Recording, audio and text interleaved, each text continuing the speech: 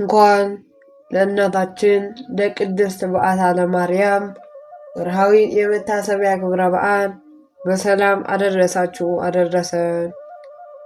ከዚህም በመቀጠል የበዓታ ለማርያምን ታሪኳን እንደሚከተለው ማሰማት እንጀምራለን።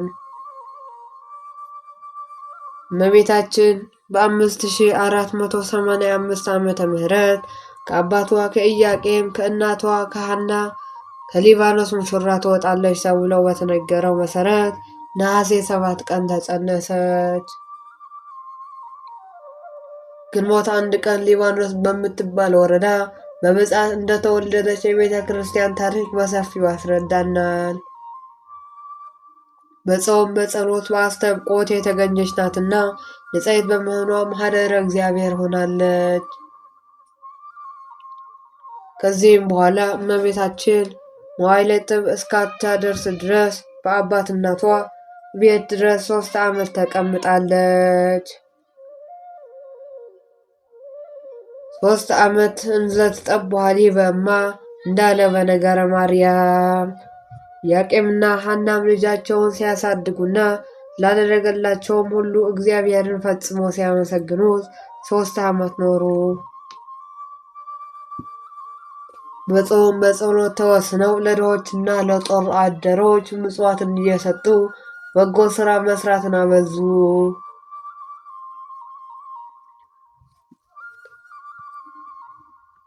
ልጃቸውንም ድንግል ማርያምን በንጽሕና ሲያሳድጉ 3 ዓመት በተፈጸመ ጊዜ ሐና ባልዋን ኢያቄምን ወንድሜ ሆይ ልጃችንን ለቤተ እግዚአብሔር ብፅዓት አድርገን እንስጥ። ልጃችን ቤተ እግዚአብሔርን ልታገለግል እንጂ በዚህ ዓለም እኛን ልታገለግል እንዳልታሰበ አስባለችው።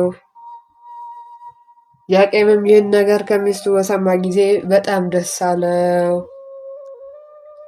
ነቢየ እግዚአብሔር ዳዊት ልጄ ሆይ ስሚዒ፣ ጆሮሽንም አዘንቢ፣ ወገንሽን የአባትሽንም ቤት እርሺ። ንጉሥ ክርስቶስ ውበትሽን ንጽሕና ባህሪሽን ወልደዋልና ብሎ እንደተናገረ ለወላጆቿ ብፅዓት ልጅ የሆነችውን ድንግል ማርያም ሆዷ ዘመድ ሳይወድ አፏ እህል ሳይለምድ ከእናቷና ከአባቷ ተለይታ ታኅሳስ 3 ቀን በ3 ዓመት ወደ መቅደስ ኦሪት ገብታለች። በዓታ ለማርያም ማለትም የድንግል ማርያም ወደ ቤተ መቅደስ መግባት ማለት ነው።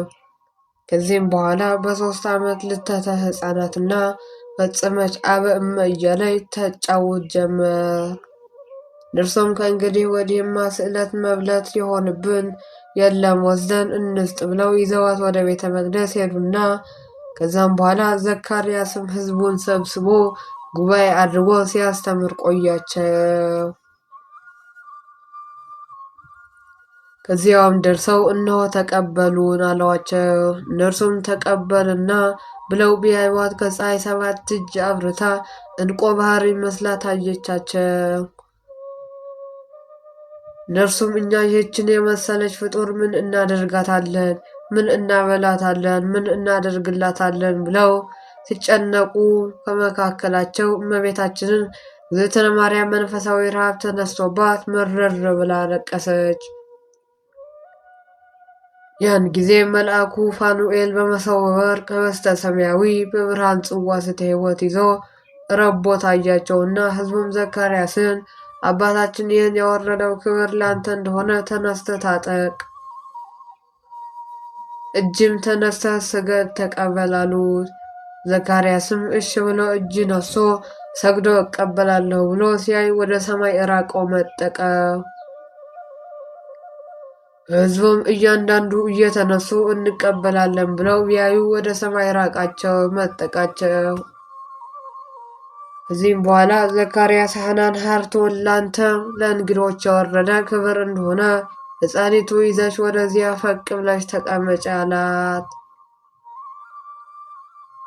እሷም ሕፃኒቱን ይዛ ወደዚያ ፈቅ ብላ ተቀመጠች። መልአኩም ከራሳቸው ላይ ረቦ አልወረደም አለ። እንዲሁም አዲስ አበባ ዳግማዊ ምኒልክ መታሰቢያ በዓታ ለማርያም ገዳም እንዲሁ አለ። ሁለተኛም ዘካርያስ ሐናን ጠርቶ መልአከ እግዚአብሔር ለእስራኤል የሚያደርገውን ነገር የሚያውቅ የለምና ሕፃኒቱን ከዚያ አውጥተሽ አንቺ ወዲህ ነይ አላት። እሷም እሺ ብላ ሕፃኒቱ እዚያው ትታው ወደ እሱ ሄደች። ያን ጊዜ መልአኩ ፋኑኤል ወርዶ አንድ ክንፉን ጋርዶ ክንፉን አጎናጽፎ ህብስቱን አብልቷት ወይኑን አጠጥቷት እመቤቴ ሆይ መንገድ ባስመታሁሽ ማርኝ ብሎ የብርሃን መሶብ የብርሃን ጽዋ ይዘው ወደ ሰማይ አረገ። ሕዝቡም የምግቧ ነገር ከተያዘማ ከሰው ጋር ምን ያጋፋታል? ቦታዋ ከቤተ መቅደስ ይሆን እንጂ ብለው ዙፋኑን ዘርግተው ምንጣፏን አንጥፈው መክዳናዋን ግራና ቀኝ መጋረጃውን አድርገው ከቤተ መቅደስ አኖሯት። ይኸውም የተደረገ የታኅሳስ በዓታ ዕለት ነውና እመቤታችን እግዝእትነ ማርያም ህብስተ ሰማያዊ እየተመገበች ስትየ ሕይወት እየጠጣች ከመላእክት ጋር እየተጫወተች ለ12 ዓመታትን በቤተ መቅደስ ተቀመጠች።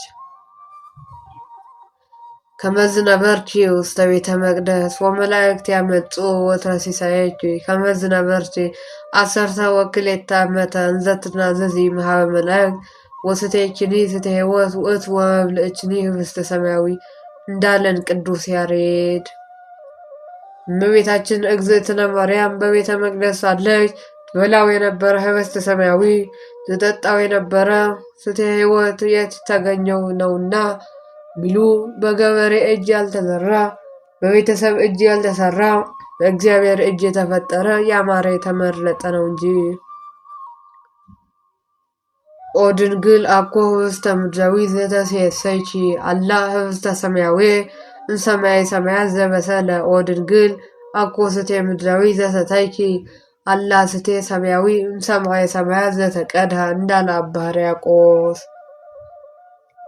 እመቤታችን እግዝእትነ ማርያም በቤተ መቅደስ ሳለች አይሁድ ተሰብስበው መከሩና ምክሩስ እንዴት ነው ቢሉ ቀድሞ ሰሚን አስሙቶ የተነሳ ዕለት የነገረንን ነገር ረሳችሁን? ሰማይ ምድርን መቃየርን የፈጠረ አምላክን ትወልዳለች ብሎ ነግሮን አልነበረምን? የኢያቄምና የሐና ልጅ እኛን እስከ መቼ ድረስ ባሮችን አድርጋ ትገዛለች?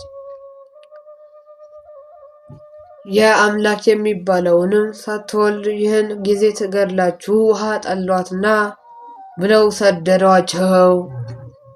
እነርሱም እንገላለን ብለው ቢሄዱ ቤተ መቅደሱ 4 ማዕዘን እሳት ሆነው መላእክቱም ሰይፋቸውን መዘው ረበው ታዩአቸው።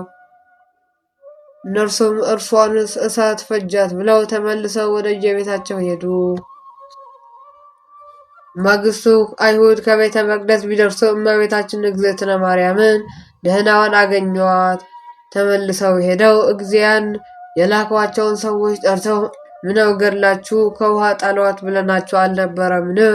ምኗን ትታችሁት መጣችሁ? አሁንም ሄዳችሁ ግደሉና ከውሃ ጣሏት ብለው ቢሰደዷቸው እነርሱም እንገላለን ብለው ቢሄዱ መንገዳቸው ዱር ገደል ባህር ሆኖ ቆያቸውና ተመልሰው ሄደው ቢነግሯቸው ይህን ሁሉ የምትጫወትብን በአስማቱ አይደለምን? የእሳት አስማት የሚጠፋ አስማተኛ እንፈልግ እንጂ ብለው እየራሳቸው ቢበተኑ መጥቆን የሚባል አስማተኛ በምትሃት መጨኛ የሚያቆም አገኙ። ከዚያም ደርሰው በሐናና በኢያቄም መካከል በእኛ ትፈርድብን ብለው መጥተናል። እነርሱ ጌቶች እኛም ባሮች አድርገው ሊቀሩ ስራ ይሰርያሉ አሉት። ፍትሐ ማእከሌነ ወማእከለ ኢያቄም ወሐና እንዳለ በነገረ ማርያም። ከእነሳቸው የበለጠች ልጃቸው አስማተኛ መቅደሳችን እሳት መንገዳችንን ዱር ገደል ባህር እያደረገች አስቸግራናለችና እሷን ታጠፋልን ብለን መጥተናል አሉት። ወወለተው ምኒ ተአኪ እምኔሆሙ እንዳለ በነገረ ማርያም። እርሱም ይህማ ምን ይቸግረኛል እግዚአብሔርን ቅሩ እዘዋለሁና ብለው ይመጣል፣ ሂድ ብለው ይሄዳልና ዋጋዋንም ከሰጣችሁን እሺ እርሷንስ አጠፋላችኋለሁ አላቸው። ለእግዚአብሔር አነ አመልክ ከመ ገብር ለእመ እብለው አይመጽእ ወለእመ እብለው ይሐውር እንዳለ በነገረ ማርያም። እርሷንማ ታጠፋለህን? ዋጋህንስ እንካ ተቀበል ብለው 30 ምዝምዝ ወርቅ፣ 30 ብር፣ 7 ፈረስ፣ 40 በግ፣ 70 ፍየል፣ 60 ጊደር፣ 300 አልባሳት አድርገው ሰጡት። መልአ ቤቶ ወርቀ ወብሩረ ወአልባሳተ ቅንጠት ዘአልቦ ወልቀ መስፈርት እንዳለ በነገረ ማርያም ላይ። መጥቁሉም ቤተ መዛግብቱን ከፍቶ አገባለሁ ብሎ መለስ ብሎ ቢያየው ወርቁ ዝጎ አፈር በልቶት አፈር ዱቄት ሆኖ አልባሳቱን ብል በልቶት አገኘውና እርሱም የኢያቄምና የሐና ልጅ ሳልቀድማት ቀደመችኝ ብሎ እጁን ጻፈው። ጠፋ እንዳለ በነገረ ማርያም። ደቂቀ እስራኤልን ጠርቶ አንዳንዱን እያነሳ ያሳያቸው ጀመር። ኑ ተጋቡ ደቂቀ እስራኤል እንዘ ትሬእዩ ዘሰርዓት ብዬ እንዳለ በነገረ ማርያም። እነርሱም እኛማ አላልንህም አንተ ነህ እንጂ እግዚአብሔርንም ቅሉ እኔ አዘዋለሁና ብለው ይመጣል ሂድ ብለው ይሄዳል አልከን እንጂ ወይንስ እርሷን ታላጠፋለን ወይንስ የገንዘባችን ነገር እንዴት ታደርግልናለህ ብለው ቢያስጨንቁት እርሱም ቆዩ የእርሷንስ ነገር አሁን በመንፈቀ ሌሊት አሳያችኋለሁ ብሎ ይልቁንስ ከሰዎቻችሁ ጎበዝ መርጣችሁ 370 ሰው ስደዱልኝ አላቸው። እነርሱም ሰደዱለት። እሱም ከነዚያ ወሰደዱለትና ወንዝ ወርዶ አንዱን አርዶ ሰጉቶ 370 አጋንንትን አስቦ አውጥቶ ጠየቀ። ይህስ እንዴት ነው ቢሉ የኢያቄምና የሐና ልጅ ይሄን ያህል ገንዘብ አጠፋችብኝ፣ አሁንስ የገንዘቤን ነገር እንዴት ታደርጉልኛላችሁ? እርዱኝ እንጂ አላቸው። አጋንንትም የማይሰሩትን እንሰራለን የማያደርጉትን እናደርጋለን ማለት ልማዳቸው ነውና ይህንማ ምን ይቸግረናል? ሰማይን አውርዶ ብትለን እናወርድልሃለን፣ ምድርን ጠቅልሎ ብትለን እንጠቀልልሃለን። ይህንንማ ምን ይቸግረናል? እሺ እንረዳሃለን አሉት። ለእመ ትብለነ ሰማይ አውርዱ ነውርድ ለከ ወለእመ ትብለነ ምድረ ጠብልሉ እንጠበልል ለከ ወአልኮ ዘይሳአነነ እንዳለ በነገረ ማርያም። መጥቁልም በመንፈቀ ሌሊት እርዱኝ ያላቸው አጋንንትም ጨለማ ደስታቸው ነውና እሺ ብለው መጡለት። አጋንንት ፊት መጥቁል በመካከል አይሁድ በኋላ ሆነው ነጋሪት እየተመታ እምቢልታ እየተነፋ እመቤታችንን እግዝእትነ ማርያም ለመግደል ለቤተ መቅደስ 2 ምንዳፈ ሐጽ ሲቀራቸው ዓለም ከተፈጠረ ጀምሮ እስከዚያ ድረስ ያልተደረገው ያልተነገረው መብረቅ ነጎድጓድ ወርዶ አጋንንትንም መጥቁልንም አይሁድንም ቀጥቅጦ አጠፋቸው። መብረቅ ወነጎድጓድ ወፃም ውስጥ የተሙ ወዘይኮነ እምአመ ኩሉ ለ370 ሰብ 370 እምነ አጋንንት ወይተርፈ አሐዱ እምኔሆሙ እንዳለ በነገረ ማርያም። እመቤታችን እግዝእትነ ማርያም በማግስቱ ወጥታ አይታ መጥቁል ሆይ እኔን አጠፋለሁ ብለህ መጥታ አንተ እንዲህ ሆነ ከአንተ መከራ መዓት ያወጣኝ አምላክ ይክበር ይመስገን ብላ ፈጣሪዋን አመሰገነች። ወበሳኒታ ወጻት እግዝእትነ ማርያም ወርእየቶሙ ለእሙንቱ አብድንት እንዳለ በነገረ ማርያም ላይ። ከዚህም በኋላ በድኑ ለዝክረ ነገር የ3 ቀን መንገድ እየሄደ ይሸት ጀመርና እመቤታችን እግዝእትነ ማርያም የጌታን ህቡዕ ስሙን ብትደግምበት መሬት ተከፍቶ ወጣቸው። የእመቤታችን የቅድስት በዓታ ለማርያም በረከት ረድኤት አማላጅነት ከሁላችን ከሕዝበ ክርስቲያን ዘንድ ጸንቶ ለዘላለሙ ይኑር አሜን። ከዚህም በመቀጠል በነሐሴ 3ኛው ቀን የሚነበበውን ስንክሳር እንደሚከተለው ንባብ ማሰማት እንጀምራለን።